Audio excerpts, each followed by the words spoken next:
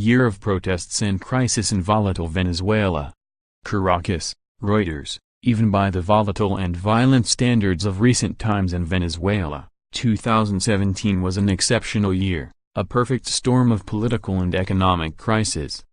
Going into a fourth year of crippling recession, Venezuela's 30 million people found themselves skipping meals, suffering shortages of basic foods and medicines, jostling in lines for ever-scarcer subsidized goods, unable to keep up with dizzying inflation rates, and emigrating in ever larger numbers. In unprecedented scenes for the once prosperous OPEC nation, some citizens survived only by scavenging through garbage. Not surprisingly in that context, President Nicolas Maduro's ruling Socialists, the inheritors of Hugo Chavez's 21st century revolution, lost popularity on the street, and the opposition coalition sensed a chance to unseat them. The tipping point came in March when the pro-Maduro Supreme Court essentially took over functions of the opposition-led National Assembly. Though the controversial ruling was later modified, it was a trigger and rallying cry for the opposition, which began a campaign of street protests that ran from April to July. Hundreds of thousands took to the streets across Venezuela, decrying economic hardship, demanding a presidential election, urging a foreign humanitarian aid corridor, and seeking freedom for scores of jailed activists. Slogans that read "Maduro, murderer," and "Maduro, dictator," began appearing on roads and walls around the country. Though the majority of protesters were peaceful, youths wearing masks and brandishing homemade Viking-style shields started turning up at the front of rallies to taunt security forces. When police and National Guard soldiers blocked marches, youths threw Molotov cocktails and stones. The security forces quickly escalated tactics, routinely turning water cannons on the protesters and firing tear gas into crowds. Guns appeared on the streets, and on several occasions security officials were caught on camera firing directly at demonstrators. Police were targeted with homemade explosives.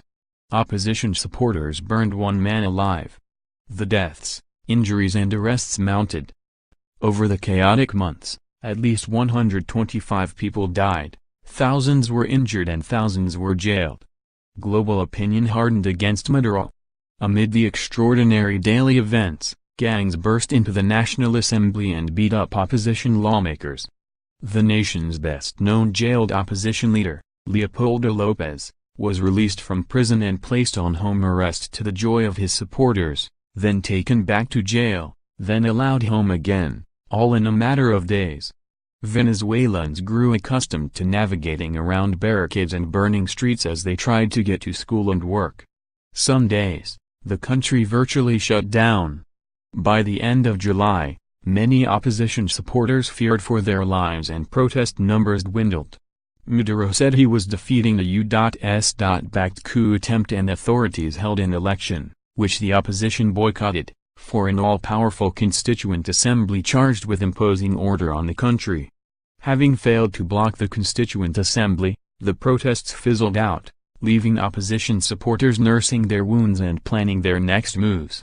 They decided to tackle Maduro at the ballot box in regional elections in October, but that backfired badly when they lost most of the governorships despite polls showing they would win.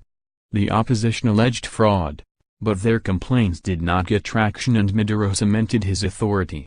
In November, Venezuela said it planned to renegotiate its entire foreign debt, adding another dimension to the deepening national crisis. See Reuters.rs/2adruk0q for related photo essay reporting by Andrew Cawthorne, editing by Tony Reinhold.